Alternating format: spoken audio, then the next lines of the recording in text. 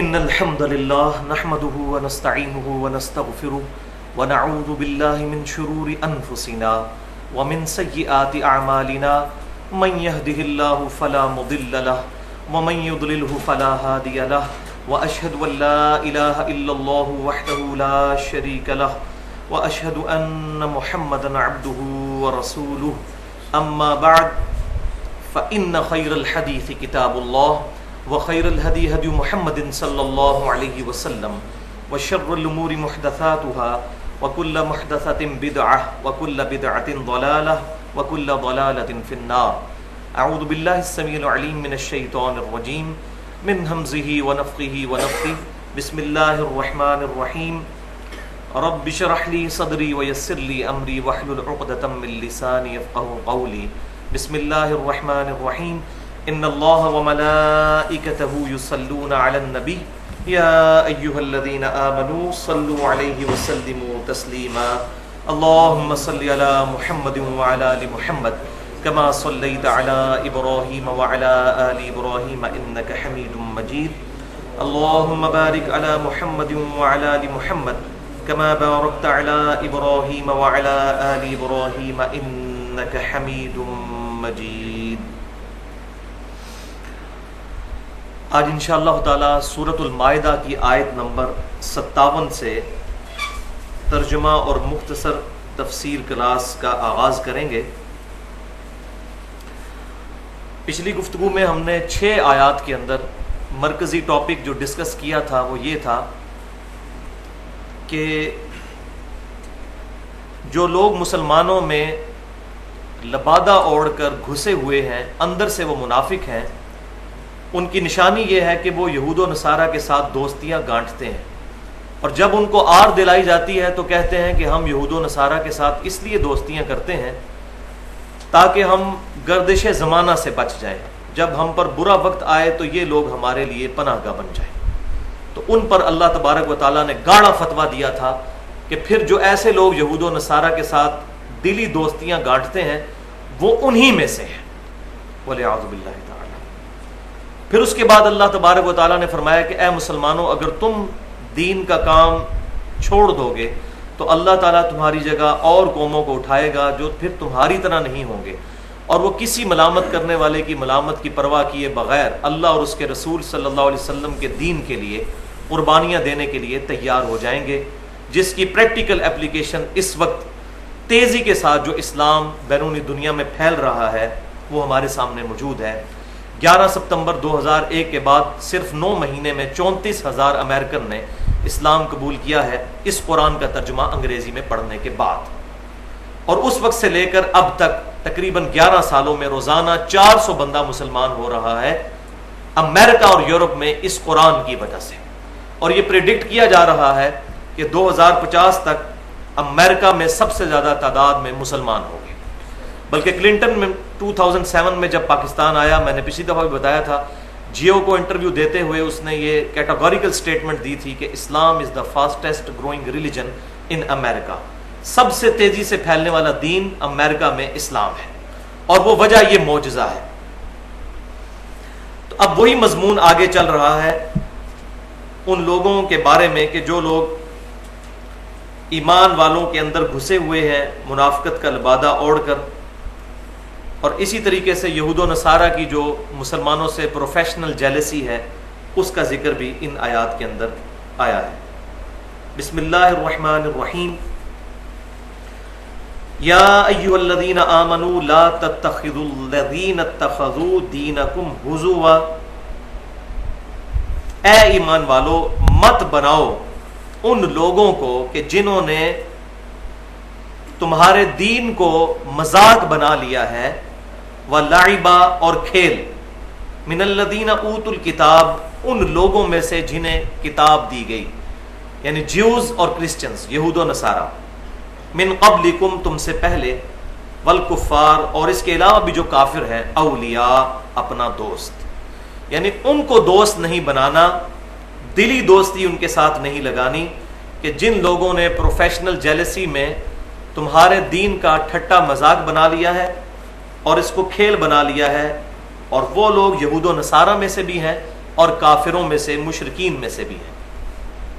واتقوا اللہ، اور اللہ سے ڈرتے رہنا، ان کنتم مؤمنین، اگر واقعی تم ایمان والے ہو۔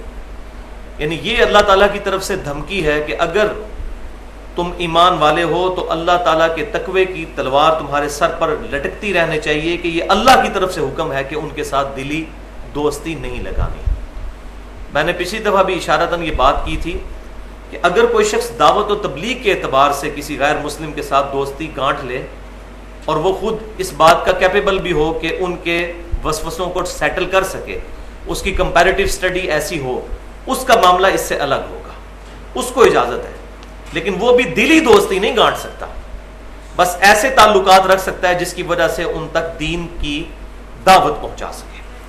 دلی دوستی کس کے ساتھ ہے وہ پچھلی دفعہ ہم پڑھ چکے، انما ولیکم اللہ ورسولہ، 55 نمبر آیت، بے شک تمہارے تو جگری دوست ہیں اصل میں اللہ اور اس کا رسول، والذین آمنوا، اور جو ایمان والے ہیں، یہ تمہارے جگری دوست ہیں، ان کے ساتھ تمہاری جگری دوستی ہونی چاہیے۔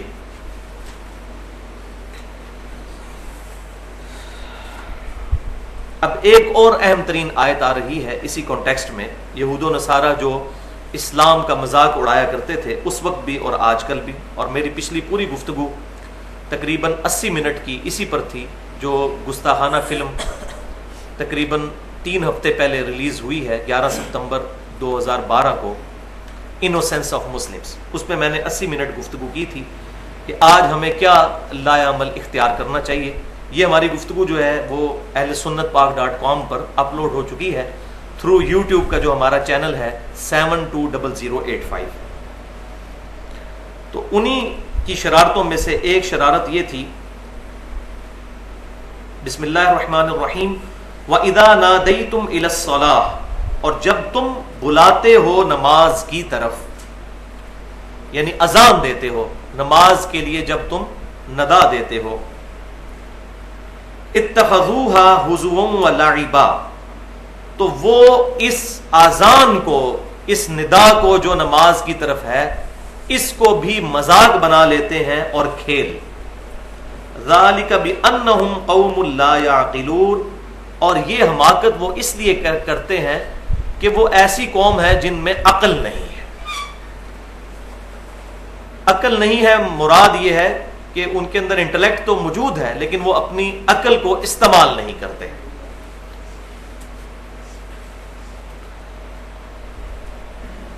اس کانٹیکسٹ میں اذان کے حوالے سے میں تھوڑی ڈیٹیل گفتگو کر لوں، پھر انشاءاللہ تعالی اس کو آگے لے کر چلیں گے۔ یہاں اذان کا ذکر آیا کہ جب نماز کے لیے ندا دی جاتی ہے، نماز کی طرف بلایا جاتا ہے، تو وہ اذان کا مذاق اڑاتے ہیں۔ اسی طریقے سے اذان کا ذکر سورہ الجمعہ میں بھی ہے کہ جب جمعے کے دن، وَإِذَا نُودِيَ لِلصَّلَاةِ، جب جمعے والے دن، میں یوم الجمعہ، جمعے والے دن جب ندا دی جائے اذان کے لیے، نماز کے لیے اذان دی جائے، فَاسْعَوْا إِلَىٰ ذِكْرِ اللَّهِ وَذَرُوا الْبَيْعَ، تو فوراً اللہ کے ذکر کی طرف لپکو اور تجارت کو وقتی طور پر چھوڑ دو۔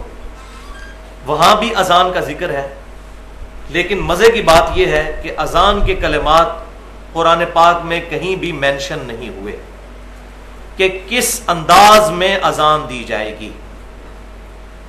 اب اس کا واحد سورس ہمارے پاس سنت ہے، اور سنت وہ جو صحیح احادیث سے ڈرائیو ہو۔ لہٰذا وہ لوگ جو منکرین حدیث ہیں ان کے لیے یہ آیات بھی بہت بڑا چیلنج ہے کہ ان کے پاس کوئی ایسی چیز موجود نہیں جس کی بنیاد پر وہ یہ بتا سکیں کہ نماز کے لیے ندا کس طرح دینی ہے۔ منکرین حدیث کے فتنے کے اوپر میں نے 1 گھنٹہ 35 منٹ کی گفتگو کی تھی اہل سنت پاک .com پر، مسئلہ نمبر 35 کے نام سے اپلوڈ ہے، منکرین حدیث کے فتنے کا تحقیقی جائزہ۔ یہ ایک ایکسٹریم تھی کہ وہ لوگ جو سنت کا انکار کرتے ہیں جو صحیح احادیث سے ڈرائیو، اور دوسری ایکسٹریم ہے ضعیف الاسناد اور من گھڑت احادیث کے فتنے کا تحقیقی جائزہ، کہ ہر قسم کی حدیث کو جو اصول محدثین پر درست نہ ہو اس کو ایکسیپٹ کر کے قرآن پاک کا اور صحیح احادیث کا جنازہ نکال دیا جائے۔ تو یہ پینڈولم کی دوسری ایکسٹریم ہے۔ جس کو مسئلہ نمبر 36 کے نام سے ہم نے اپلوڈ کیا ہے اہل سنت پاک.com پر، ضعیف الاسناد اور من گھڑت احادیث کے فتنے کا تحقیقی جائزہ۔ یہ دونوں گفتگو اپنے اعتبار سے اہم ترین ہیں، تو میں یہ ساتھ ساتھ حوالے اس لیے دے رہا ہوں کہ ہر دفعہ گفتگو کرنا جو ہے وہ موقع اور محل اور ٹائم اتنا نہیں ہوتا، اس لیے میں نے اشارتاً بات کر دی۔ اب اذان کے حوالے سے 8 صحیح احادیث انشاءاللہ تعالی اس کانٹیکسٹ میں بیان کروں گا، اور آج میں جب لیکچر تیار کر رہا تھا اس وقت بھی میرے ذہن میں آیا کہ ایک تو یہ ہے کہ ہم ان آیات کو پڑھتے چلے جائیں، وہ تو ماشاءاللہ سب ہی کرتے آ رہے ہیں، لیکن مسئلہ یہ ہے کہ ان آیات کی روشنی میں آج کے لوگوں میں جو اختلافات پائے جاتے ہیں ان کو پازیٹیولی فرقہ واریت کی لعنت سے بالا تر ہو کر ایڈریس کیا جائے۔ اسی لیے میں نے سوچا کہ اذان کے جو کچھ امپورٹنٹ مسائل ہیں یہاں پر میں بیان کر دوں۔ پہلی حدیث صحیح بخاری اور صحیح مسلم کی متفق علیہ حدیث ہے کہ امام کائنات سید الاولین والآخرین شفیع المذنبین رحمت للعالمین سیدنا و مولانا امام اعظم محمد رسول اللہ صلی اللہ علیہ وسلم صحابہ اکرام علیہم رضوان کو اذان کے کلمات دوہرے تعلیم فرمایا کرتے تھے اور اقامت کے کلمات اکہرے تعلیم فرمایا کرتے تھے، وہ ڈبل ہوتے تھے، یہ سنگل، اور ساتھ ہی حدیث میں مرود ہے سوائے قد قامت الصلاۃ کے، قد قامت الصلاۃ یہ ایکسٹرا ہوتا تھا اقامت میں 2 دفعہ۔ دوسری حدیث صحیح مسلم میں ہے کہ آپ صلی اللہ علیہ وآلہ وسلم نے اذان کے کلمات خود تعلیم فرمائے اور کلمات بھی بتائے کہ کون کون سے ہیں۔ اللہ اکبر اللہ اکبر، اللہ اکبر اللہ اکبر، اشہد ان لا الہ الا اللہ، اشہد ان لا الہ الا اللہ، اشہد ان محمد رسول اللہ، اشہد ان محمد رسول اللہ، محمد در رسول اللہ، کیونکہ ان آیا ہے، ان جو ہے وہ آگے محمد دن کو 2 پیشوں کو زیر میں بدل دے گا، اشہد ان محمد در رسول اللہ، اور کلمے میں ہوتا ہے محمد الرسول اللہ۔ تو بیسیکلی یہ محمد دن ہی لفظ ہے، لیکن چونکہ پیچھے جو ہے وہ ان آیا ہے یہ اس کو زیر میں کنورٹ کر دے گا۔ حی علی الصلاۃ، حی علی الصلاۃ، یہ آخر میں تے ہے، الصلاۃ یہ لفظ ہے لیکن وقف ہو کر ہا بن جاتا ہے۔ حی علی الصلاۃ، حی علی الصلاۃ 2 دفعہ، حی علی الفلاح، حی علی الفلاح، اس میں دوسرے والی ہے ہے جو حلق سے نکلتی ہے، ہا حلوائی والی ہے جس کو اردو میں کہتے ہیں۔ اللہ اکبر اللہ اکبر، لا الہ الا اللہ۔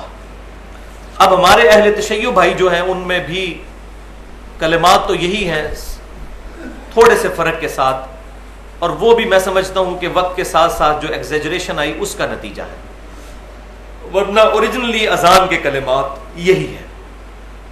البتہ انہوں نے جو ایڈیشن کی سیدنا علی رضی اللہ تعالیٰ عنہ کے بارے میں، تو ہم اس ایڈیشن کو کفر تو نہیں سمجھتے، ظاہر ہے کہ سیدنا علی کو ولی اللہ کہنا یہ کوئی کفریہ جملہ تو نہیں، یہ تو اسلام کا حصہ ہے، لیکن اذان کے ساتھ اس کو ایڈ کر دینا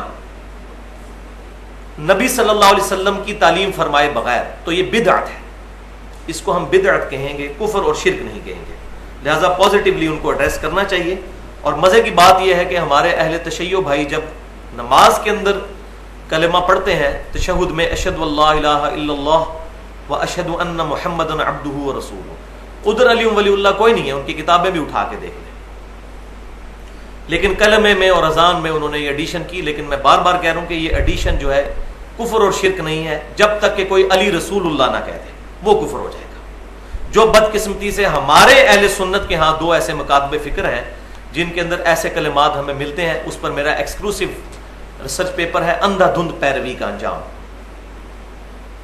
جس کے اندر ایک بہت بڑے دیوبندی عالم ہیں جن کے مرید نے کلمہ پڑھا اور انہوں نے اپنے مرید کو انڈورس کیا، لا الہ الا اللہ اشرف علی تھانوی رسول اللہ والعیاذ باللہ، یہ کلمہ کفر ہے۔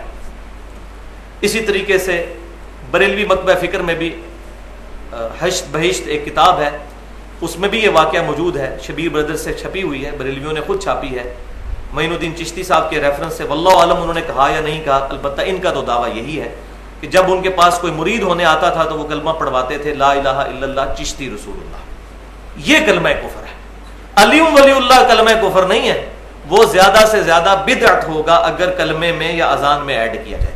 ویسے کوئی پڑھتا رہے تو پڑھے، علی ولی اللہ، علی اللہ کا ولی ہے، سیدنا ابوبکر بھی اللہ کے ولی ہیں، سیدنا عمر بھی ولی ہیں، سیدنا عثمان بھی ولی ہیں، تمام صحابہ کرام علیہم رضوان اللہ کے اولیاء ہیں.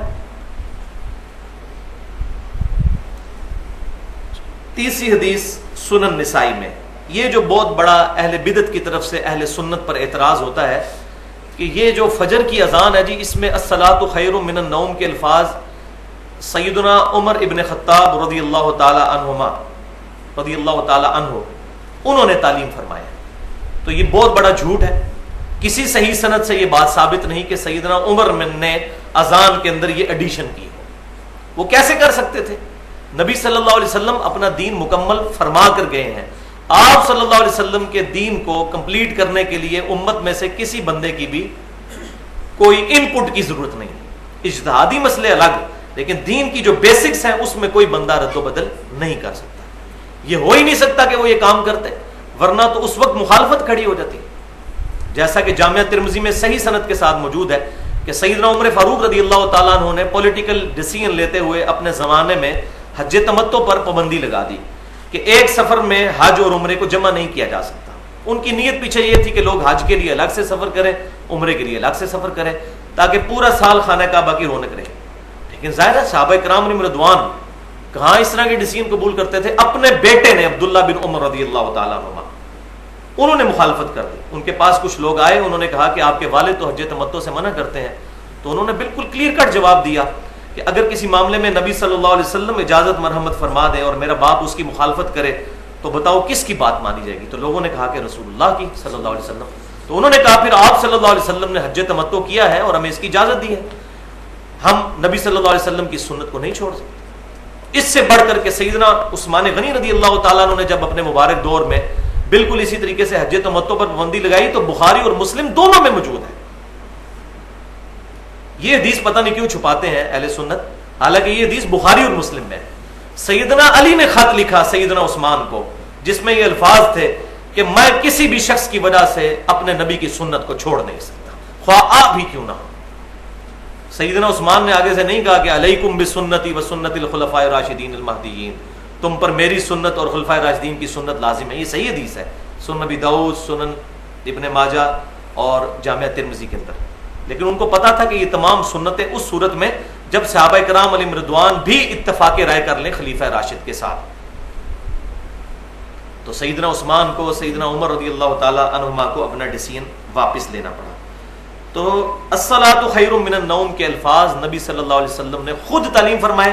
اور یہ ہے تیسری حدیث سنن نسائی کی کہ آپ صلی اللہ علیہ وسلم صحیح سند کے ساتھ موجود ہے. ابو داؤد میں بھی ہے لیکن وہ سند ضعیف ہے. صحیح سند کے ساتھ سنن نسائی کے اندر ہے کہ آپ صلی اللہ علیہ وسلم فجر کی اذان کے لیے الصلاۃ خیر من النوم کے الفاظ تعلیم فرمایا کرتے تھے. تو یہ آپ نے خود فرمائے ہیں. لہذا یہ جو اتنا بڑا انہوں نے فرقہ وارانہ ایک مسئلہ کھڑا کیا ہوا تھا وہ الحمدللہ ختم ہوا بدعت کی سپورٹ میں جو لے کر آتے تھے. چوتھی حدیث جامعہ ترمذی میں ہے کہ سیدنا بلال رضی اللہ تعالی عنہ جب بھی اذان دیا کرتے تھے تو اپنی دونوں انگلیاں جو ہیں وہ کانوں میں یوں داخل کرتے تھے. اور اس کا مقصد یہ ہوتا ہے آواز کو اونچا کرنا، کیونکہ جب یہ دونوں انگلیاں یہ کان کے سوراخوں میں رکھنی ہے، باہر نہیں رکھنی جیسے لوگوں نے ایسے رکھی ہوتی ہے، باہر نہیں ہے، سوراخ کے اندر رکھنی ہے. اور اس کا مقصد یہ ہوتا ہے کہ جب آپ ان انگلیوں کو کان کے اندر داخل کرتے ہیں تو آپ کو بڑی ہلکی آواز آتی ہے اپنی بھی. تو آپ جب اونچی اذان دیتے ہیں تو آپ کو فیل نہیں ہوتا اس وقت. ورنہ اگر آپ یہ کانوں پہ انگلیاں نہ اونچا بولے تو اپنے کان درد کرنے لگ پڑتے ہیں. تو یہ آپ دیکھیں گے قاری حضرات بھی جو ہے کبھی اونچی تلاوت کرنا ہو تو وہ یوں کر لیتے ہیں تاکہ اپنی کانوں میں آواز اونچی نہ آئے. تو یہ بھی سنت ہے. پانچویں حدیث جامعہ ترمذی، سنن ابی داؤد، سنن نسائی اور سنن ابن ماجہ میں ہے کہ نبی صلی اللہ علیہ وسلم ترجیح والی اذان بھی تعلیم فرمایا کرتے تھے. ترجیح سے مراد ہے ریپیٹیٹو جو اذان ہے، کچھ کلمات کو زیادہ مرتبہ ریپیٹ کرنا ترجیح کے ساتھ. اور خصوصاً صحیح بخاری اور مسلم میں ملتا ہے کہ جو تہجد کی اذان ہوا کرتی تھی خصوصاً رمضان شریف کے اندر جو سیدنا بلال دیتے تھے وہ ترجیح والی اذان ہوتی تھی. اور پھر فجر کے لیے اذان عبداللہ ابن ام مکتوم رضی اللہ تعالیٰ عنہ دیا کرتے تھے. تو وہ اذان اسی سنن ابی داؤد، نسائی، ابن ماجہ اور ترمذی میں موجود ہے کہ اس میں آپ صلی اللہ علیہ وسلم اذان کے 19 کلمات تعلیم فرماتے تھے اور اقامت کے 17 کلمات. تو یہاں سے وہ ڈبل اقامت بھی ثابت ہو جاتی ہے جیسے ہمارے حنفی بھائی دیتے ہیں. لیکن وہ 2 نمبری یہ کرتے ہیں کہ وہ اس اذان کے ساتھ اقامت ڈبل دیتے ہیں کہ جو اذان سنگل ہوتی ہے. ہماری عمومی اذان تو سنگل ہی ہے جو ڈبل کلمات والی اذان ہے. اس کے ساتھ جب اقامت پڑھیں گے تو پھر بخاری اور مسلم میں نے پہلی حدیث بتا دی تھی کہ اکیلی اقامت ہوگی، جیسا کہ یہاں ہمارے اہل سنت میں سے اہل حدیث حضرات دیتے ہیں، اور سعودی عرب میں بھی اکیلی اقامت کہی جاتی ہے. اللہ اکبر اللہ اکبر، اشہد ان لا الہ الا اللہ، اشہد ان محمد رسول اللہ، حی علی الصلاۃ حی علی الفلاح، قد قامت الصلاۃ قد قامت الصلاۃ. اس کو 2 دفعہ کہنا ہے، اللہ اکبر لا الہ الا اللہ. یہ کلمات ہیں عام اذان کے ساتھ. لیکن جو 19 کلمات والی اذان ہوگی ترجیح والی، اس میں کیا ہے؟ اشہد ان لا الہ الا اللہ 4 دفعہ ہے، پھر اشہد ان محمد رسول اللہ بھی 4 دفعہ ہے. تو یہ چونکہ 4 دفعہ ہے اس لیے اس کی اقامت پھر دوبارہ سے ڈبل ہو جائے گی اور اس میں وہ 17 کلمات ہوں گے. اللہ اکبر اللہ اکبر اللہ اکبر اللہ اکبر، اشہد ان لا الہ الا اللہ، اشہد ان لا الہ الا اللہ، اشہد ان محمد رسول اللہ، اشہد ان محمد رسول اللہ، حی علی الصلاۃ حی علی الصلاۃ، حی علی الصلاۃ حی علی الصلاۃ، حی علی الفلاح حی علی الفلاح. اگر ملائیں گے الگ الگ پڑھیں گے تو حی علی الفلاح بن جائے گا. قد قامت الصلاۃ قد قامت الصلاۃ، اگر ملائیں گے الگ الگ پڑھیں گے تو قد قامت الصلاۃ قد قامت الصلاۃ. اللہ اکبر لا الہ الا اللہ. تو یہ بڑی علماء جو ہے، ظاہر عوام تو بیچاری بھولی ہے، مولوی 2 نمبری کرتا ہے.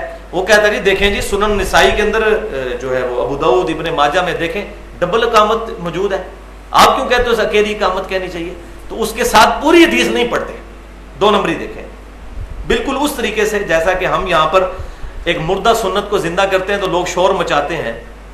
حالانکہ اس پہ علیحدہ سے ریسرچ پیپر بھی اب لکھ دیا ہے کہ جنازے کی نماز میں ایک طرف سلام پھیرنا یہ سنت ہے.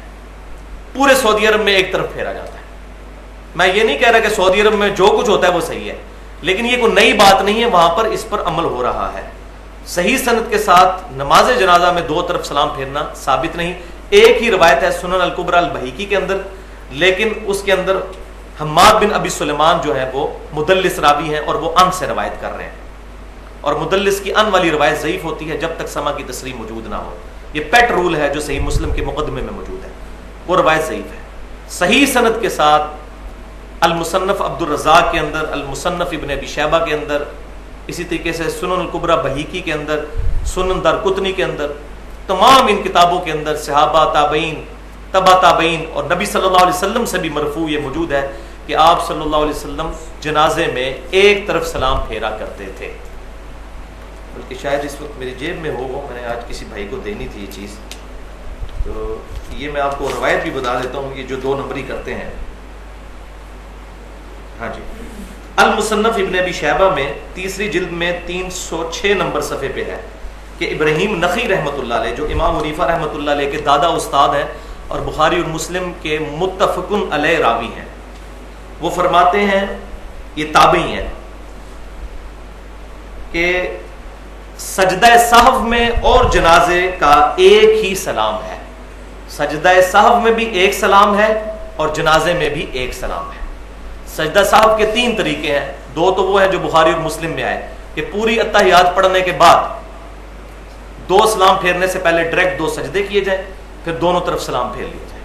ایک یہ طریقہ جو بخاری اور مسلم میں ہے.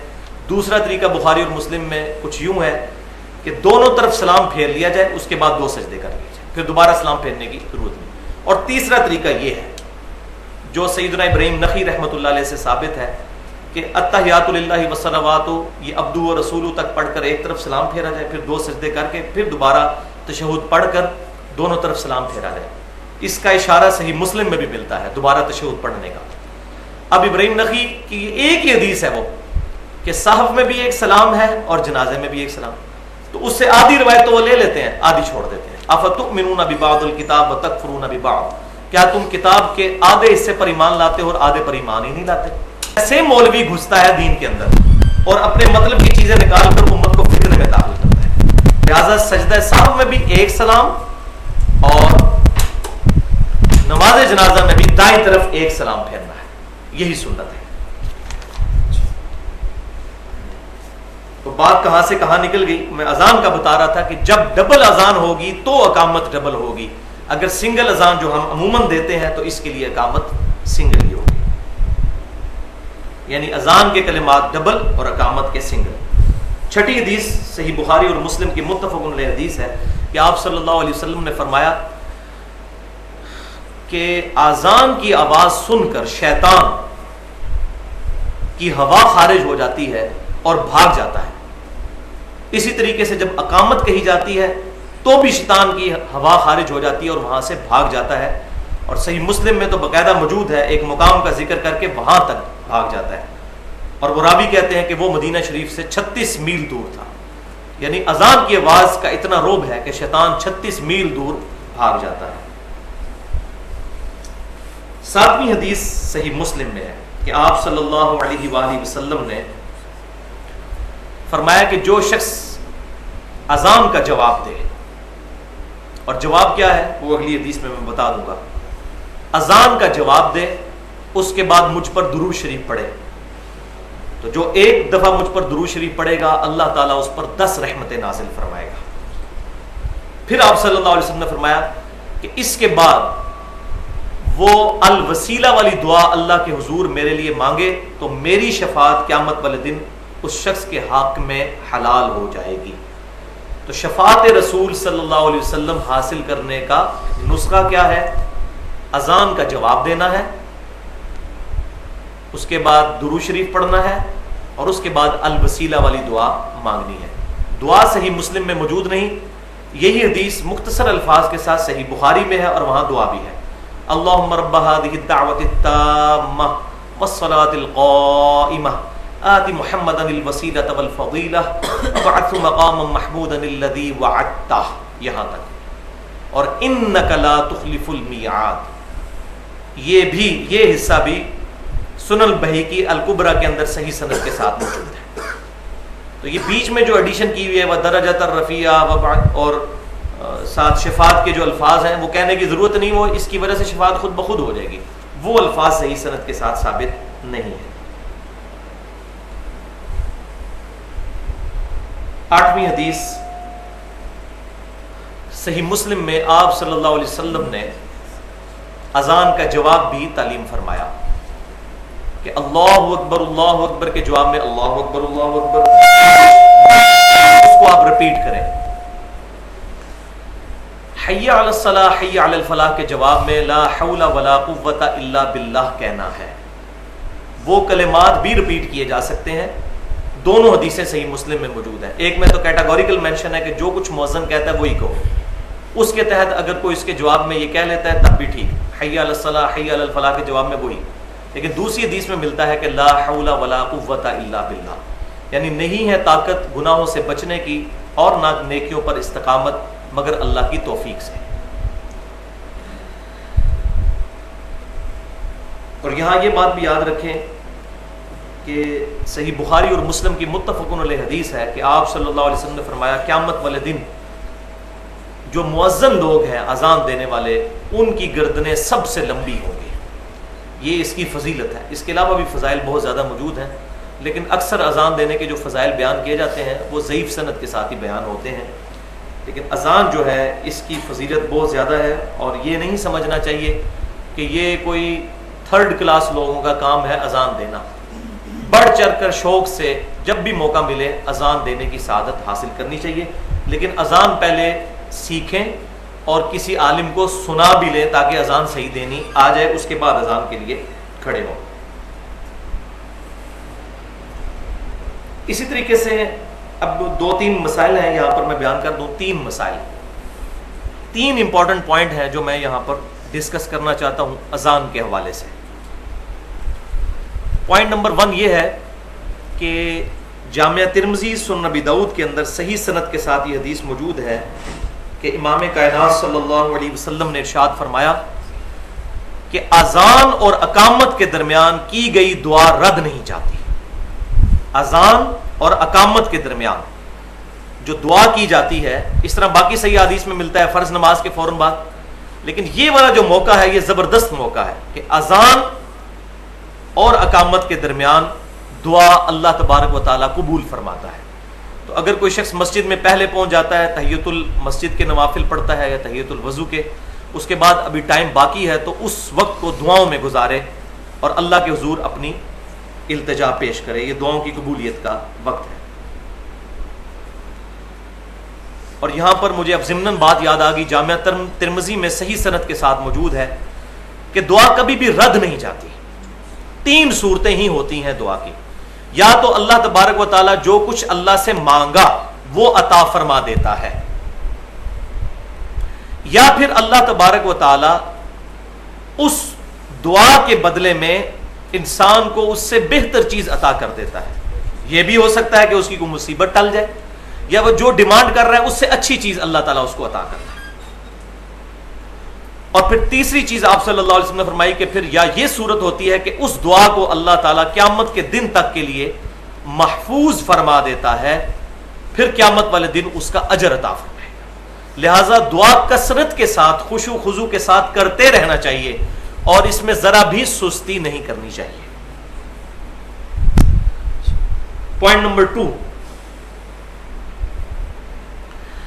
یہ بڑا راگ الاپا جاتا ہے کہ جی خصوصاً اہل سنت پر یہ الزام لگایا جاتا ہے کہ یہ جمعے کی 2 اذانیں کیوں نہیں دیتے، 1 اذان کیوں دیتے ہیں، کیونکہ باقی ہمارے جو حنفی بھائی ہیں وہ 2 اذان دیتے ہیں.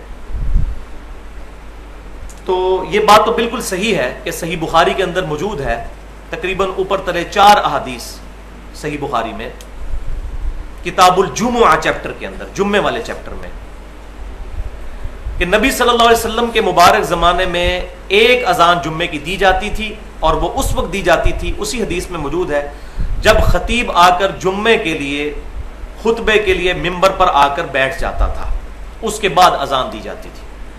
سیدنا عمر کے زمانے میں بھی، سیدنا ابوبکر صدیق، سیدنا عمر کے زمانے میں بھی، اور سیدنا عثمان کے شروع کے زمانے میں بھی جمعے کی 1 اذان ہی دی جاتی تھی. لیکن ساتھ ہی پھر ان احادیث میں موجود ہے کہ سیدنا عثمان غنی رضی اللہ تعالیٰ عنہ کے مبارک دور میں کثرت کے ساتھ لوگوں کی تعداد ہو گئی، یعنی لوگ بڑھ گئے بہت زیادہ جو جمعے والے تھے مدینہ شریف میں، اور بازار بھی کافی پھیل گیا تھا. تو سیدنا عثمان غنی رضی اللہ تعالیٰ عنہ نے جمعے کی 2ری اذان شروع کروائی، اور ایک روایت میں ہے 3ری اذان. تو وہ تمام محدثین جو ہیں وہ اس پہ یونانیمسلی ایگریڈ ہیں کہ وہ 3ری اذان سے مراد ہے، پہلے ہی 2 اذانیں ہوتی تھی، 1 اذان اور 1 اقامت، کیونکہ اقامت کو بھی اذان کا ایکویلنٹ گنا جاتا ہے. تو ایک حدیث دوسرے کی شرح کرتی ہے، تو ساتھ وہ 2 اذانوں والی بھی ہے اور 3 اذانوں والی بھی، لیکن اس میں تمام محدثین جو ہیں وہ متفق ہیں، بریلوی، دیوبندی، اہل حدیث، تمام جب ترجمہ کرتے ہیں اس حدیث کا تو ساتھ بریکٹ میں لکھ دیتے ہیں کہ 3 سے مراد ہے 2 اذانیں اور 1 اقامت. میں اس لیے بتا رہا ہوں، ہو سکتا ہے آپ پڑھیں تو 3 کا ذکر ہے تو سمجھ نہ آئے اس وقت بات. ویسے بھی میں نے پہلے جو حدیث بیان کی کہ جب اقامت ہوتی ہے تب بھی شیطان بھاگ جاتا ہے، یہ بھی اذان کا ایکویلنٹ ہوتا ہے. تو سیدنا عثمان غنی رضی اللہ تعالیٰ عنہ نے اذان شروع کروائی، اور یہ بخاری کے الفاظ موجود ہیں کہ اذان شروع کروائی اور بازار میں اذان شروع کروائی 2ری، تاکہ بازار والے لوگوں کو پتہ چل جائے کہ مسجد میں خطیب جو ہے ممبر پر آ کر بیٹھ گیا ہے. آج کل والا حساب تو نہیں تھا نا کہ اسپیکر سے آواز پہنچ جاتی تھی، ایسے تو ہوتا ہی نہیں تھا. تو وہ 2ری اذان جو تھی، 2ری اذان سے مراد نہیں کہ پہلے 1 ہوئی پھر 2ری، یہ پیرل میں 2 اذانیں ہوتی تھی. مسجد میں 1 ہی اذان ہوتی تھی. 2ری اذان سے مراد یہ نہیں کہ مسجد میں 2ری، اس میں موجود ہے کہ 2ری اذان جو ہے وہ بازار میں ہوا کرتی تھی، تاکہ بازار والے لوگوں کو بھی پتہ چل جائے کہ مسجد میں خطیب آ کر ممبر پر بیٹھ چکا ہے. تو یہ سائملٹینیسلی دونوں اذانیں ہوتی تھیں، مسجد میں بھی ہو رہی ہوتی تھی اور بازار میں بھی. جس طرح آج کل بیک بک ساری مسجدوں میں اذانیں شروع ہو جاتی ہیں، تو اذان تو 1 ہی ہے وہ.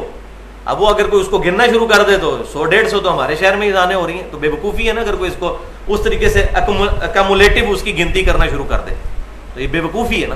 تو پیرلل میں 2 اذانیں ہوتی تھیں، ایک بازار میں اور ایک مسجد میں، اور مقصد کیا تھا کہ بازار والوں کو پتہ چل جائے کہ مسجد میں چلیں، اب خطیب ممبر پر بیٹھ چکا ہے۔ ظاہر کمیونیکیشن کے لیے اس وقت اس طریقے سے سپیکرز وغیرہ اویلیبل نہیں تھے، تو لہٰذا بالکل ٹھیک ہے، ہم اس پہ کوئی اعتراض نہیں کرتے۔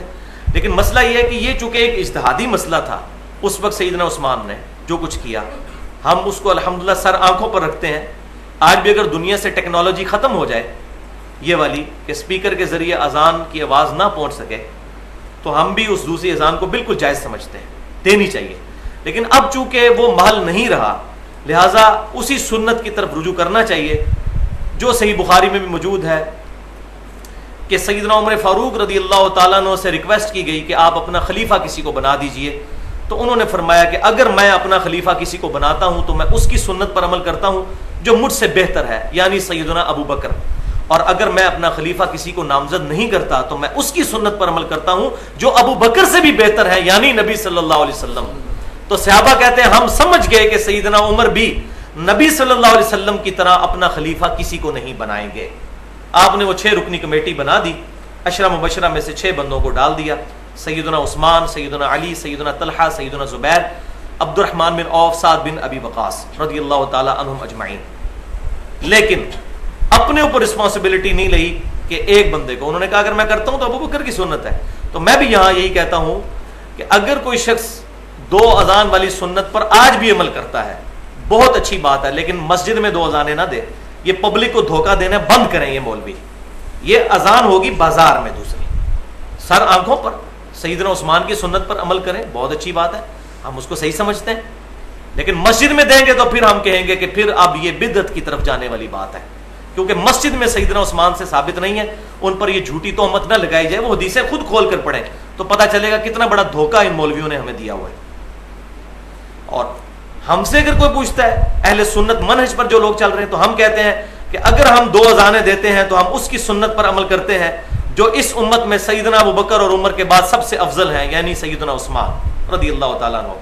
اور اگر ہم ان کی سنت پر عمل نہیں کرتے تو ہم ان کی سنت پر عمل کرتے ہیں کہ جو نبی صلی اللہ علیہ وسلم کی سنت اور آپ کے بعد آپ کے 2 خلفاء جو اس امت میں سب سے بڑھ کر ہیں، سیدنا ابو بکر اور سیدنا عمر رضی اللہ تعالیٰ عنہما۔ لہٰذا یہ مسئلہ بھی میں نے کلیئر کیا۔ اب پوائنٹ نمبر 3، یہ تھوڑا سا انٹرسٹنگ معاملہ ہے اذان کے حوالے سے۔ آپ لوگ بچپن سے یہ بات سنتے آئے ہوں گے اپنے بڑے بوڑھوں سے، اور پھر ہمارے پاکستان میں اس طرح کے تمام بے سند واقعات کو پروپوگیٹ کرنے کے لیے ایک بہت اچھا سورس موجود ہے، وہ ہے ایسی قوالیاں جس کے اندر ایگزیجریشن کے ساتھ صحابہ کرام علیہم رضوان کی یا نبی صلی اللہ علیہ وسلم کی تعریف کی جاتی ہے۔ اگر کوئی نعت پڑھتا ہے یا کسی صحابی کی منقبت پڑھتا ہے جائز ہے، میوزک کے ساتھ نہ ہو، لیکن وہ چیزیں ہوں جو ثابت بھی ہوں۔ خام خواہ ان کی شان کو دھکے کے ساتھ بلند کرنا یہ دین کے اندر ایگزیجریشن ہے، ظلم ہے، غلو ہے، بدعت کے درجے میں ہے، اور بسا اوقات انسان کا ایمان بھی برباد ہو جاتا ہے جب نبی صلی اللہ علیہ وسلم پر اگر کوئی جھوٹی بات منسوب کر دی جائے۔ تو ہمارے معاشرے میں ایک واقعہ بڑا عام ہے جو قوالی کے ذریعے بھی عام کیا گیا کہ ایک دفعہ کچھ صحابہ نے شکایت کی سیدنا بلال کی کہ وہ اذان صحیح نہیں دیتے، وہ شین کی بجائے سین پڑھ دیتے ہیں، اشہد ان محمد رسول اللہ، اشہد ان محمد رسول اللہ۔ تو نبی صلی اللہ علیہ وسلم نے صحابہ کرام علیہم رضوان کا ریگارڈ کرتے ہوئے، مطلب یہ جو روایت بیان کی جاتی ہے یہ ہے کوئی نہیں ہے، لیکن چونکہ بیان ہو رہی ہے قوالیوں میں بھی اور منقبتوں میں بھی، میں اس لیے بیان کر رہا ہوں۔ تو نبی صلی اللہ علیہ وسلم نے کہا کہ سیدنا بلال اذان نہیں دیں گے، انہوں نے اذان نہیں دی۔ اذان نہیں دی تو سورج ہی طلوع نہیں ہوا جو صبح کے وقت پو پھوٹتی ہے فجر کے لیے، کیونکہ وہ تہجد کی، یہ بڑے ہے سمجھدار ہیں، ان کو پتہ ہے، کوئی پوچھے کہ فجر کی اذان تو ویسے ہی پو پھوٹنے کے بعد ہوتی ہے، تو وہ اذان چونکہ سیدنا بلال تو تہجد کی اذان دیا کرتے تھے، وہ پو پھوٹنے سے پہلے ہوتی تھی۔ لہٰذا یہ میں ٹیکنیکل پوائنٹ بتا دوں آپ کو، یہ نہ ہو آپ ہاتھ ڈال بیٹھیں اور آگے سے وہ علمی طریقے پہ آپ کو خاموش کروا دیں۔ فجر کی اذان تو عبداللہ بن ام مکتوم دیا کرتے تھے، بخاری اور مسلم میں موجود ہے، کیونکہ وہ نابینا صحابی تھے، ان کو اگر کوئی بتاتا تھا کہ فجر کا جو وقت شروع ہو چکا ہے، صبح صادق جو صبح جو ہے وہ فجر کے وقت جو ہے وہ پو پھوٹتی ہے مشرق کی طرف سے تب وہ اذان دیتے تھے. تو سیدنا بلال کی اذان بخاری مسلم میں آتا ہے کہ وہ لوگوں کو جگانے کے لیے ہوتی تھی تاکہ لوگ سحری کر لیں. تو سیدنا بلال نے اذان نہیں دی تو اس دن ختم سحری نہیں ہوا, یعنی صبح صادق ہی نہیں ہوئی, فجر کا وقت ہی نہیں شروع ہوا. بڑے لوگ پریشان ہوئے کہ یہ مسئلہ کیا ہوا ہے. تو پھر پتہ چلا کہ جی وہ فرشتہ آیا, اس نے نبی صلی اللہ علیہ وسلم کو خبر دی کہ چونکہ بلال کی اذان پہ آپ نے پابندی لگائی تھی اس لیے جو ہے وہ سورج ہی جو ہے وہ طلوع نہیں ہوا, سورج جو ہے اس کی پو جو ہے نہیں پھوٹی, ولیعوذ باللہ تعالی. اب یہ اس طرح کے من گھڑت واقعات پریزنٹ کر کے تو ہم بھی پھر سبحان اللہ اور الحمدللہ کہتے ہیں جی دیکھو جی سورج نہیں نکلا. بھائیو یہ سورج کا اس کے ساتھ کوئی تعلق نہیں ہے. ہم یہ مانتے ہیں اس بات کو کہ یہ پاسبل ہے کہ اگر پیغمبر دعا کریں تو سورج نہ نکلے یا سورج اپنی جگہ پر رک جائے. وہ روایت جو سیدنا علی کے بارے میں آتی ہے کہ ایک دن ان کی فجر عصر کی نماز قضا ہو گئی تھی, نبی صلی اللہ علیہ وسلم ان کی گود میں سر رکھ کر سو رہے تھے. روایتیں تو ہیں لیکن اصول محدثین پر تمام روایتیں وہ ضعیف ہیں. البتہ صحیح حدیث صحیح بخاری کے اندر موجود ہے کہ یوشع ابن نون جو خلیفہ اول تھے سیدنا موسیٰ علیہ السلام کے, پہلے صحابی تھے سیدنا موسیٰ کے, بعد میں اللہ تعالیٰ نے ان کو پیغمبر بھی بنا دیا. یوشع ابن نون جن کی سرکردگی میں بنی اسرائیل نے جو ہے وہ فلسطین کو فتح کیا تھا سرائے سینا کے 40 سال گزارنے کے بعد. تو جمعے کا دن تھا اور جنگ جو ہے وہ اپنے عروج پر تھی اور مسلمانوں کے لیے فتح بالکل قریب آ چکی تھی بنی اسرائیل کے لیے, لیکن سورج غروب ہونے کا وقت قریب تھا. اب سورج جب غروب ہو جاتا تو ہفتے کا دن شروع ہو جاتا ہے, کیونکہ اسلامی کیلنڈر جو ہے وہ تو مغرب کے ساتھ شروع ہوتا ہے. اور ہفتے والے دن یہودیوں کے لیے, بنی اسرائیل کے لیے, اس وقت کے جو مسلمان تھے, یہودی اس وقت کے مسلمان تھے, اب چونکہ انہوں نے ہمارے امام کا انکار کیا ہے صلی اللہ علیہ وسلم اس لیے وہ کافر ہوئے ہیں. ادروائز آج بھی اگر وہ آپ صلی اللہ علیہ وسلم کی تصدیق کر دیں تو ہمارے بھائی ہیں. تو اس وقت تو ظاہر ہے کہ وہ وقت کے پیغمبر کو ماننے والے تھے تو مسلمان تھے. تو یوشع ابن نون علیہ السلام چونکہ پیغمبر تھے, صحیح بخاری میں ملتا ہے انہوں نے اللہ کے حضور دعا کی کہ اے اللہ سورج کو روک دے تاکہ ہم آج کے دن فتح حاصل کر لیں, کیونکہ فتح بالکل قریب ہے. اگر سورج غروب ہو گیا پھر ایک دن کا گیپ آ گیا تو کافروں کو تیاری کرنے کا موقع مل جائے گا. ہفتے والے دن ہم تو قتال کر نہیں سکتے. تو اللہ تعالیٰ نے ان کی دعا قبول کی اور بخاری کے الفاظ ہیں کہ سورج کو روک دیا یہاں تک کہ مسلمانوں کو فتح ہوگی. تو اگر سیدنا یوشع ابن نون علیہ السلام کی دعا پر سورج رک سکتا ہے تو ہمارے پیغمبر صلی اللہ علیہ وسلم کی دعا پر بھی سورج رک سکتا ہے, کوئی پرابلم نہیں ہے. جو چیز صحیح سند سے ثابت ہوگی ہم مانیں گے. چاند 2 ٹکڑے ہوا, بخاری اور مسلم کی متفق علیہ حدیث ہے, ہم مانتے ہیں کہ آپ صلی اللہ علیہ وسلم کی مبارک انگلی کے اشارے سے آپ صلی اللہ علیہ وسلم نے دعا فرمائی تو چاند 2 ٹکڑے ہوا. یہ معجزہ آپ کا ظاہر ہوا اور اس کا اشارتاً ذکر سورۃ القمر کے اندر موجود ہے. تو لیکن بات صحیح سند سے ثابت ہونی چاہیے. تو سیدنا بلال کا یہ واقعہ صحیح سند سے ثابت ہی نہیں ہے. صحیح سند سے جو چیز ثابت ہے وہ بالکل اس کے الٹ ہے, اور وہ ہے صحیح مسلم میں, کوئی عام کتاب نہیں, صحیح مسلم کے اندر کہ غزوہ خیبر سے واپسی پر رات کا کافی حصہ بیت گیا. آپ صلی اللہ علیہ وسلم کی اپنی پرسنل اوپینین یہی تھی کہ فجر کی نماز پڑھ کر سویا جائے, لیکن صحابہ کرام علیہم رضوان کا ارادہ اس طرف تھا کہ یا رسول اللہ صلی اللہ علیہ وسلم تھوڑی دیر آرام کر لیتے ہیں پھر صبح اٹھ کے نماز فجر کی پڑھ لیں گے. تو آپ صلی اللہ علیہ وسلم نے ان کا ریگارڈ فرماتے ہوئے سیدنا بلال کی ڈیوٹی لگائی. کس کی ڈیوٹی؟ سیدنا بلال. شکر ہے انہی کی ڈیوٹی لگی ہوئی تھی تاکہ اگلا مسئلہ تو کلیئر ہو جائے جو جھوٹی باتیں منسوب کی ہوئی ہیں. سیدنا بلال رضی اللہ تعالیٰ, ظاہر ان کی ڈیوٹی لگنی تھی کیونکہ وہ مؤذن رسول تھے صلی اللہ علیہ وسلم رضی اللہ تعالیٰ عنہ. ان کی ڈیوٹی لگائی کہ آپ رات کو جاگتے رہیں اور جیسے ہی فجر کی پو پھوٹے تو آپ اذان دیں اور ہم سب کو جگائیے نماز کے لیے. تو سیدنا بلال جو ہے وہ مشرق کی طرف جہاں سے سورج طلوع ہوتا ہے اس کی طرف سواری کر کے اپنی سواری پر بیٹھ گئے. اب اللہ کا کرنا ایسا ہوا, اللہ کرنا اس اعتبار سے کہ آزمائش آئی مسلمانوں پر کہ سیدنا بلال جو ہے وہ قرآن پاک پڑھتے پڑھتے ہلکی سی انہوں نے سواری پر ٹیک لگائی تو سو گئے. صحیح مسلم کے الفاظ یہ ہیں کہ سب سے پہلے نبی صلی اللہ علیہ وسلم بیدار ہوئے, پھر آپ صلی اللہ علیہ وسلم نے باقی صحابہ کو اٹھایا اور بیدار کس وقت ہوئے؟ جب سورج اچھا خاصا بلند ہو چکا تھا، یعنی دوحہ کے وقت میں، اشراق کے وقت میں، چاشت کے وقت میں آپ صلی اللہ علیہ وسلم کی آنکھ کھلی۔ پھر آپ صلی اللہ علیہ وسلم نے سیدنا بلال کو حکم دیا کہ اذان کہیں۔ پھر آپ صلی اللہ علیہ وسلم نے سورج نکلی ہوئی حالت میں فجر کی نماز جماعت کے ساتھ پڑھائی۔ پھر آپ صلی اللہ علیہ وسلم نے ارشاد فرمایا کہ اگر تمہارے ساتھ ایسا معاملہ ہو جائے کہ سونے کی وجہ سے یا کسی اور وجہ سے نماز چھوٹ جائے تو جب یاد آ جائے اس وقت نماز پڑھ لو، وہی اس نماز کا وقت ہے۔ لیکن یہ عادی لوگوں کے لیے نہیں ہے جو روزانہ رات کو لیٹ سوتے ہیں اور پھر فجر کے وقت اٹھتے نہیں، ان کے لیے نہیں ہے مسئلہ، کیونکہ ان کے لیے ہوتا تو پھر تو صحابہ کی بھی روٹین یہی ہوتی کہ وہ اشراق کے وقت میں فجر پڑھ رہے ہوتے۔ اور باقی کتابوں میں بڑی ڈیٹیل کے ساتھ ملتا ہے کہ صحابہ کرام بڑے پریشان ہوئے اور بڑے دکھی ہوئے کہ ہماری نماز قضا ہوئی ہے۔ تو پھر آپ صلی اللہ علیہ وسلم نے فرمایا، الموطا امام مالک میں بھی ملتا ہے اور باقی کتابوں میں بھی، کہ آپ صلی اللہ علیہ وسلم نے پھر صحابہ کو تسلی دی اور فرمایا کہ جو کچھ ہوا یہ شیطان کی طرف سے ہوا، شیطان آ کر انسان کو تھپکی دے کر سلا دیتا ہے اور پھر انسان کے اوپر سستی طاری ہو جاتی ہے۔ لیکن یہ معاملہ آپ صلی اللہ علیہ وسلم کے ساتھ نہیں تھا۔ آپ صلی اللہ علیہ وسلم کا تو دل بھی جاگتا ہے، بخاری اور مسلم کی متفق علیہ حدیث ہے کہ ہم انبیاء کی صرف آنکھیں سوتی ہیں، دل جاگتا رہتا ہے۔ لیکن وہ جو معاملہ آپ صلی اللہ علیہ وسلم کے ساتھ ایسا ہوا یہ اللہ تعالیٰ کی طرف سے ہوا۔ سنقرئک فلا تنسیٰ، قرآن پاک میں ہے، محبوب صلی اللہ علیہ وسلم ہم آپ کو ایسا سکھائیں گے کہ آپ کبھی بھولیں گے نہیں، الا ما شاء اللہ، ہاں مگر جب اللہ چاہے گا تو پھر آپ بھی بھول جائیں گے۔ کیوں؟ تاکہ امت سیکھے۔ جیسے بخاری اور مسلم میں آتا ہے کہ ایک دفعہ آپ حالت جنابت میں مسجد میں آ گئے، غسل کرنا آپ کو یاد نہیں رہا، مسجد میں آئے، پھر فوراً واپس گئے اور صحابہ کرام کہتے ہیں کہ آپ صلی اللہ علیہ وسلم کے مبارک بالوں سے جو ہے وہ پانی کے قطرے ٹپک رہے تھے۔ اس سے بال لوگ نکالتے ہیں کہ شاید آپ ننگے سر تھے تو بالوں سے، آپ کی تو زلفیں تھی بھائی، زلفوں سے پانی یہاں سے ٹپکتا ہے، اس کے لیے ننگے سر ہونا ضروری نہیں ہے، سر پر پگڑی ہوتی تھی آپ صلی اللہ علیہ وسلم کی، تو آپ کی زلفوں سے پانی کے قطرے ٹپک رہے تھے۔ تو پھر آپ صلی اللہ علیہ وسلم نے فرمایا کہ مجھ پر غسل فرض تھا ازدواجی تعلق اپنی بیوی کے ساتھ قائم کرنے کی وجہ سے، تو مجھے یاد نہیں رہا۔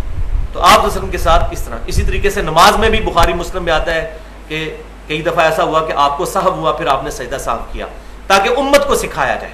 تو یہ معاملہ بھی جو کچھ ہوا، نبی پر معاذ اللہ غفلت طاری نہیں ہوتی، نہ شیطان کا غلبہ ہوتا ہے۔ صحیح مسلم میں حدیث ہے کہ ہر شخص کے ساتھ ایک فرشتہ اور ایک شیطان ہے اٹیچ۔ تو ایک صحابی نے جرت کر کے پوچھا، یا رسول اللہ آپ کے ساتھ بھی؟ فرمایا ہاں میرے ساتھ بھی، لیکن اللہ نے مجھے اس پر غلبہ دیا، وہ مسلمان ہو گیا، اب وہ بھی مجھے نیکی کی طرف ہی راغب کرتا ہے۔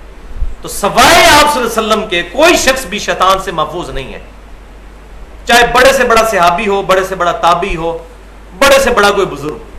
اسی لیے ہم کہتے ہیں کہ امام اس کو مانو، ما ضل صاحبکم وما غوا، تمہارے نبی نہ کبھی بہکے ہیں نہ کبھی بہرا چلے ہیں۔ جس سے غلطی ہو سکتی ہے اس کو اپنا امام نہ بناؤ، اس کو اپنا امام بناؤ جس سے غلطی ہو ہی نہیں سکتی، جس کی گارنٹی خود اللہ تعالیٰ نے سورہ النجم میں دے دی، پارہ نمبر 27 میں، ما ضل صاحبکم وما غوا، نہ تمہارے نبی کبھی بہکے ہیں اور نہ کبھی بہرا چلے ہیں۔ الحمدللہ۔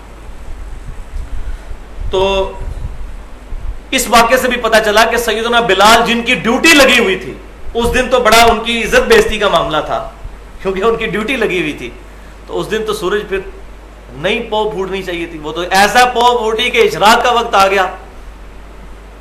اور یہ واقعہ بھی صحیح، اب آپ کمپیئر کر لیں، اسی لیے تو بھائی ہم رونا روتے ہیں کہ بخاری اور مسلم یہ ٹچ سٹون ہے حدیث کے، اس پر امت کا اجماع ہے۔ حجت اللہ البالغہ میں شاہ ولی اللہ دہلوی رحمہ اللہ نے نقل کیا ہے کہ اس پر امت کا اجماع ہے کہ بخاری اور مسلم کی تمام متصل الاسناد مرفوع احادیث قطعی الصحت ہے۔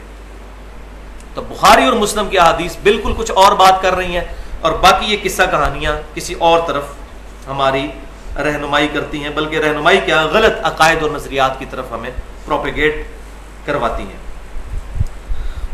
وَإِذَا نَادَيْتُمْ إِلَى الصَّلَاةِ، اور جب تم نماز کی طرف ندا دیتے ہو یعنی اذان دیتے ہو، اتخذوها هزوا ولعبا، تو یہ لوگ بنا لیتے ہیں اس کا مذاق اور اس کا کھیل۔ ذالک بأنہم قوم لا یعقلون، یہ اس لیے ہے کہ یہ ایسی قوم ہے جو عقل نہیں رکھتی۔ قل یا اہل الکتاب، اے محبوب صلی اللہ علیہ وسلم آپ فرما دیجئے کہ اے اہل کتاب، هل تنقمون منا الا ان آمنا باللہ، کیا تمہیں یہی بات ناپسند ہے نا کہ ہم اللہ پر ایمان لے آئے؟ وما انزل الینا، اور جو ہماری طرف اتارا گیا یعنی قرآن، اس چیز کی تمہیں جیلسی ہے کہ ہم اللہ پر ایمان لائے اور ہماری طرف قرآن نازل ہوا. وما انزل من قبل، اور جو ہم سے پہلے نازل ہوا ہم اس پر بھی ایمان لاتے ہیں، یعنی کہ تمہاری کتابوں پر بھی ایمان لاتے ہیں، اس کے باوجود تمہیں تکلیف ہو رہی ہے. وَأَنَّ أَكْثَرَكُمْ فَاسِقُونَ، اور ان میں سے اکثریت فاسق ہے، گناہگار ہے. قُلْ هَلْ أُنَبِّئُكُمْ بِشَرٍّ مِّن ذَلِكَ، اب اللہ تعالیٰ کا جلال آیا اور نبی صلی اللہ علیہ وسلم کی مبارک زبان سے، اے محبوب صلی اللہ علیہ وسلم اب ان کو فرما دیجئے، هَلْ أُنَبِّئُكُمْ بِشَرٍّ مِّن ذَلِكَ، کہ کیا میں تمہیں اس سے بھی زیادہ سخت بات نہ بتاؤں؟ تمہیں تو تکلیف ہو رہی ہے ہمارے ایمان لانے پر، میں اس سے زیادہ تکلیف والی بات کی تمہیں خوشخبری نہ سنا دوں؟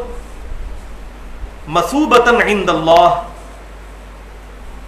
جو اللہ تبارک و تعالیٰ کے نزدیک ہے، من لعنہ اللہ وغضب علیہ، کہ وہ لوگ جن پر لعنت ہوئی اللہ کی اور غضب ہوا، یعنی اب ان کے اوپر جو اللہ تعالیٰ کا عطاب ہوا تھا وہ نبی صلی اللہ علیہ وسلم کو کہا جا رہا ہے گنوائیے کہ تمہیں تو تکلیف اس بات سے ہو رہی ہے، لیکن جو باتیں تمہاری خود اپنی کتابوں میں اولڈ ٹیسٹیمنٹ میں تورات کے اندر لکھی ہوئی ہیں کہ تم لوگ پہلے بھی انبیاء کی نافرمانیاں کرنے کی وجہ سے، جو اپنے ہی آپ کے یہودی انبیاء تھے بنی اسرائیل میں سے، تو تمہارے ساتھ کیا ہو چکا ہے؟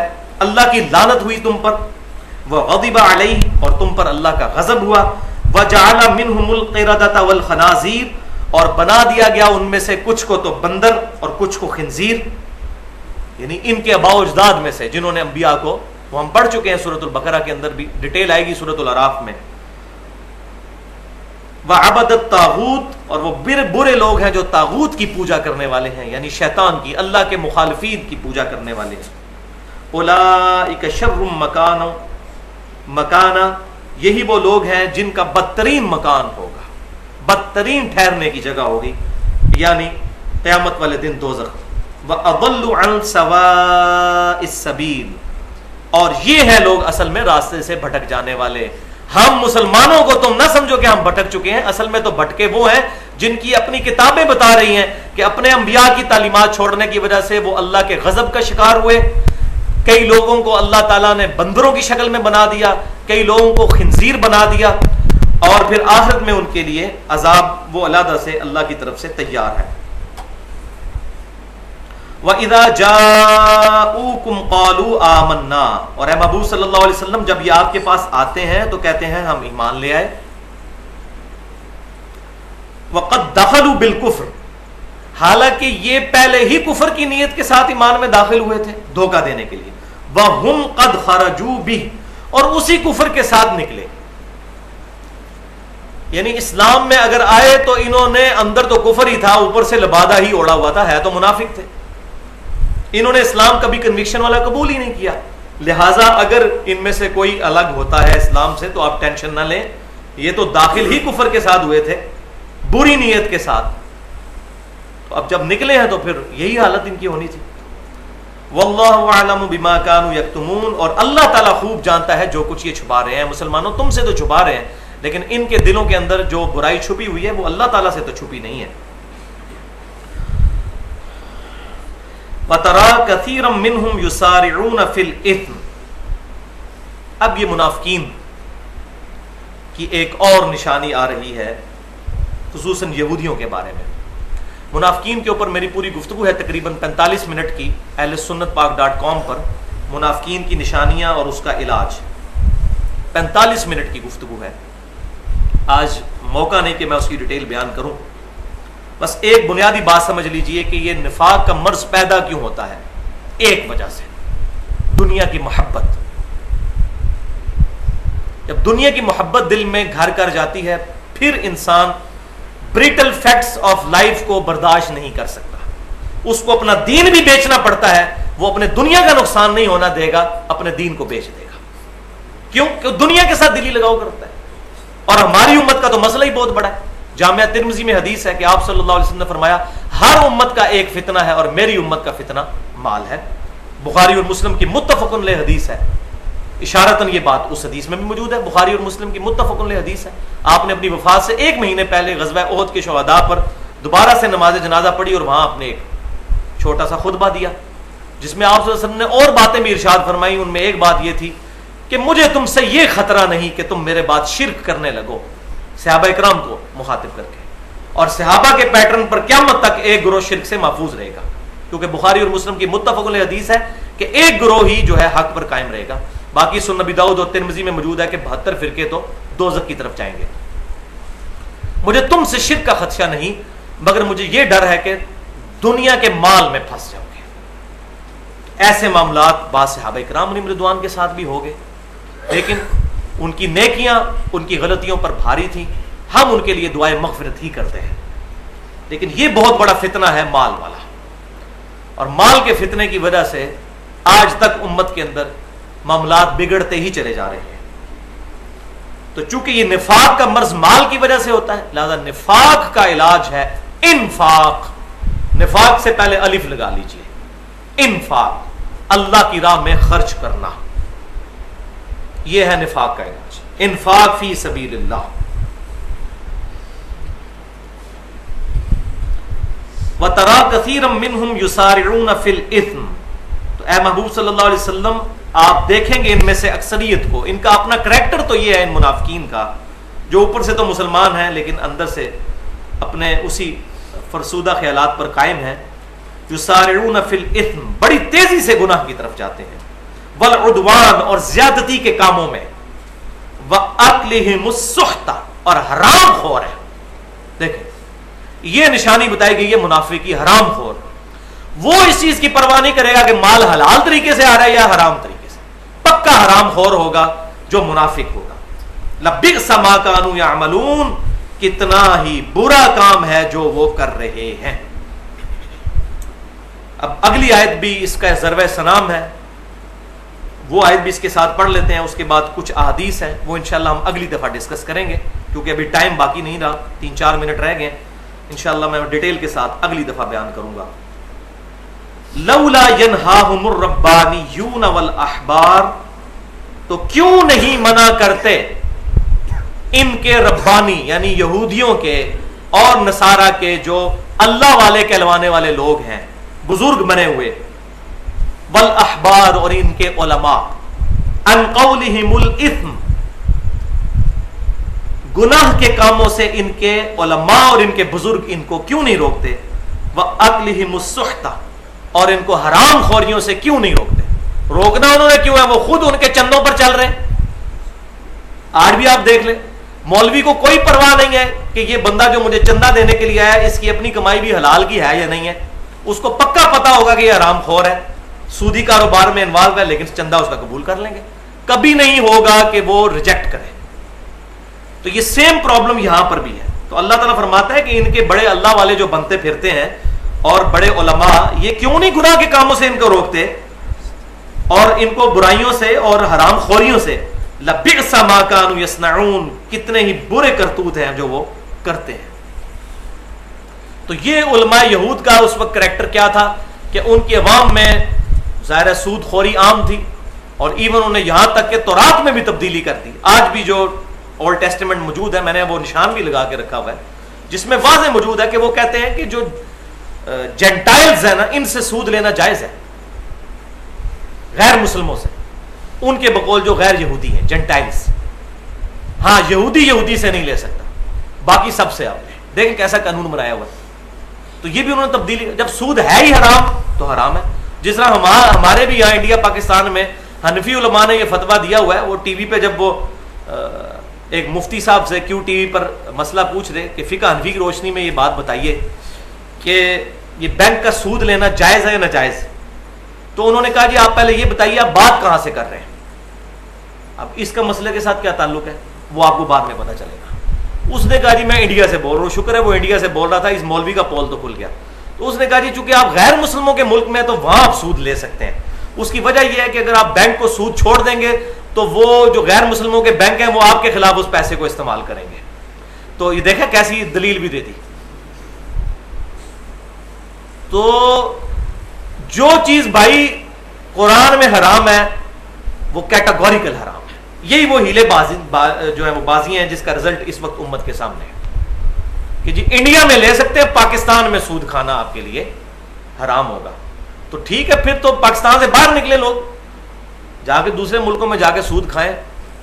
تو لیکن اب ہماری عوام بھی جو ہے اس طرح کے مسئلے جو آسان مسئلے ہوتے ہیں اور جن میں نفس بڑا خوش ہوتا ہے وہ بڑی آسانی کے ساتھ قبول کر لیتے ہیں. پھر پوچھ رہے ہوتے ہیں جی فلاں مفتی صاحب نے فتویٰ دے دیا, آپ کا کیا خیال ہے؟ تو میں تو پھر آگے سے ننگا ہی جواب دیتا ہوں. میں کہتا ہوں بھائی وہ مولوی بھی دوزخ میں جائے گا, تجھے بھی لے کے جائے گا. ہم تو پھر اس طرح کا جواب دیں گے. اور وہی مولوی ان کو دنیا کا کوئی مشورہ دے تو یہ ماننے کے لیے تیار نہیں ہوں گے. وہی مولوی یہ پگڑی باندھ کر داڑھی رکھ کر وہ ان کو میڈ ان چائنا موبائل جو ہے, ٹھیک ہے, جو 1000 روپے والا ہونا, وہ کہ جی اس کی قیمت 10,000 روپے اور یہ جاپان کا بنا ہوا ہے, اور وہ اس کو پتا بھی ہو کہ یہ مولوی جھوٹ بول رہا ہے, تو ادھر کہے گا تو داڑھی رکھ کے جھوٹ بولتا ہے, پگڑی باندھ کے جھوٹ بولتا ہے. ادھر یہ کہے گا کیونکہ دنیا کا پیسہ جو نکل رہا ہوگا. دین کے معاملے میں کہیں گے جی دیکھیں جی اتنا نورانی چہرہ ہے ماشاءاللہ, یہ جھوٹ کیسے بول سکتے ہیں؟ تو یہ ہم اپنے آپ کو دھوکہ خود دے رہے ہیں بھائیوں, خود دے رہے ہیں اپنے آپ کو دھوکہ. یہ لوگ سب دنیا کے معاملے میں بڑے ہوشیار ہیں. جہاں مال جا رہا ہوتا ہے, ہاں جہاں ایمان جا رہا ہوتا ہے, وہاں یہ کہتے ہیں واسیع مولوی صاحب فرما دیے, مفتی صاحب فتویٰ دے دیے جی. اب مفتی صاحب بھی آپ کے گناہوں کا وبال بھی اٹھائیں گے اور اپنا بھی, اور آپ کے وبال میں بھی کمی نہیں آئے گی. کیونکہ اگر وہ مفتی صاحب ہیں تو کئی مفتی صاحب ایسے بھی تو ہیں جو کہہ رہے ہیں کہ بچو, ان کی بات آپ کیوں نہیں مانتے؟ احتیاط کا تقاضا کیا ہے؟ تو اس کے اوپر انشاءاللہ تعالی رزق حلال کے بارے میں اگلی دفعہ میں ڈیٹیل سے گفتگو کروں گا. 5 احادیث ہیں جو میں نے بیان کرنی ہے. کافی لوگوں نے مجھے کہا تھا رزق حلال کے اوپر بھی گفتگو کی جائے, تو ایک جملے پر میں آج بات ختم کرتا ہوں. انشاءاللہ اگلی دفعہ وہاں سے شروع کریں گے کہ رزق حلال از دا لٹمس ٹیسٹ آف ایمان اینڈ تقوی. رزق حلال جو ہے, کسی کے اندر پرہیزگاری موجود ہے, ایمان موجود ہے, یہ اس کا لٹمس ٹیسٹ ہے.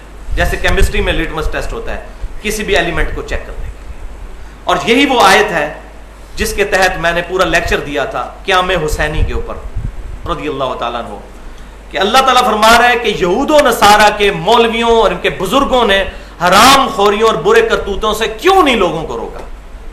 تو اس امت میں نبی صلی اللہ علیہ وسلم کے بہاف پر جو سب سے بڑے عالم تھے اس زمانے میں, وہ سیدنا حسین ابن علی تھے رضی اللہ تعالیٰ عنہ, جنہوں نے یزید بن معاویہ کے خلاف قیام کیا, اور اس کی بنیاد بھی یہی آیت تھی. اس میں نے ایکسکلوسیو پورا لیکچر دیا ہے 2 گھنٹے اور 20 منٹ کا, حسینیت اور یزیدیت کا تحقیقی جائزہ. اور اسی کی اب میں نے ایک ایکسٹینشن کے طور پر لیکچر ریکارڈ کروایا ہے 2-3 ہفتے پہلے. فکر حسین تحریک خلافت کی روح ہے, 1 گھنٹے کی گفتگو ہے. تو اس میں نے وہ تمام جو کنفیوژنز ہیں وہ دور کی ہیں, اور 2 ریسرچ پیپر ہیں, رافضیت, ناسبیت اور یزیدیت کا تحقیقی جائزہ, یہ بھی اہل سنت پاک.com پر ہے, اور وہ لیکچرز بھی. اور دوسرا ہے واقعہ کربلا کی اسلامی تاریخ 40 صحیح احادیث کی روشنی میں اہل سنت کی انٹرنیشنل نمبر کے مطابق احادیث ان میں درج ہیں.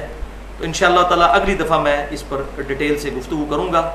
اور چلتے چلتے یہاں پر میں حدیث بھی بیان کر دوں تاکہ اگلی دفعہ مجھ سے سکپ نہ ہو جائے, کہ یہ نہ سمجھیے گا کہ یہ پرانے زمانے کے لوگوں کی باتیں ہیں.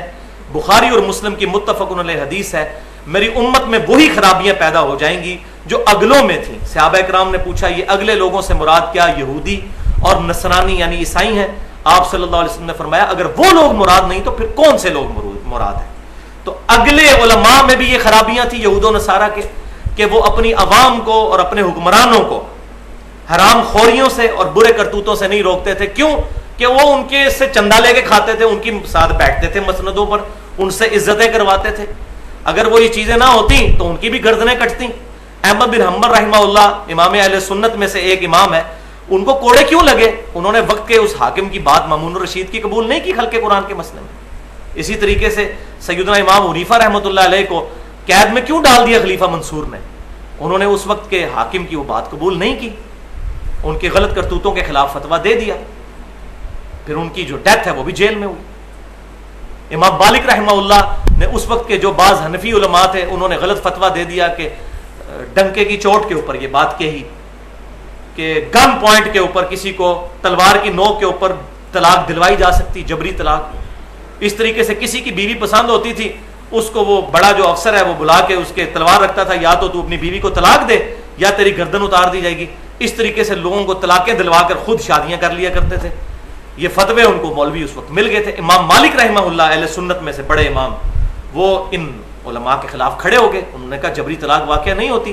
جبری طور تو قرآن پڑھ کے دیکھ لیں, اللہ تعالیٰ فرما رہے ہیں کہ اگر کبھی ایسا موقع آ جائے, اور احادیث میں بھی ڈیٹیل کے ساتھ ملتا ہے کہ کلمہ کفر بولنا پڑ جائے اپنی جان بچانے کے لیے, تو دل میں ایمان موجود ہو تو بندہ کافر بھی نہیں ہوتا. تو طلاق کیسے ہو جائے گی؟ طلاق تو بہت چھوٹی چیز ہے. اگر کوئی بندہ زندگی موت کی کشمکش میں کافر سے بچنے کے لیے زبان سے کوئی غلط کلمہ بول دے اور دل میں ایمان رکھتا ہو، لیکن یہ اعلیٰ درجہ نہیں ہے، کم ترین درجہ، لیکن جائز تو ہے، تو طلاق کہاں سے واقع ہو جائے گی؟ گن پوائنٹ کے اوپر. لیکن وہ مسئلہ آج تک فقہ حنفی کی کتابوں میں موجود ہے. ہم ان سے ریکویسٹ کرتے ہیں کہ خدا کے لیے جو ان کے مسائل کتاب و سنت کے خلاف ہیں ان کو اپنی کتابوں سے باہر نکالیں. اللہ تعالیٰ سے جو دعا ہے حق بات جو میں نے کہی ہمارے دلوں میں راسخ فرمائے. اگر جذبات میں میرے منہ سے کوئی غلط بات نکل گئی تو اللہ تعالیٰ ہمارے دلوں سے محو کر دے. ہمیں کتاب و سنت کی تعلیمات پر عمل کر کے دوسروں تک پہنچانے کی توفیق عطا فرمائے. اجماع کو حجت مانتے ہوئے سبحانک اللہم و بحمدک اشہد ان لا الہ الا انت استغفرک و اتوب الیک وما علینا الا البلاغ المبین.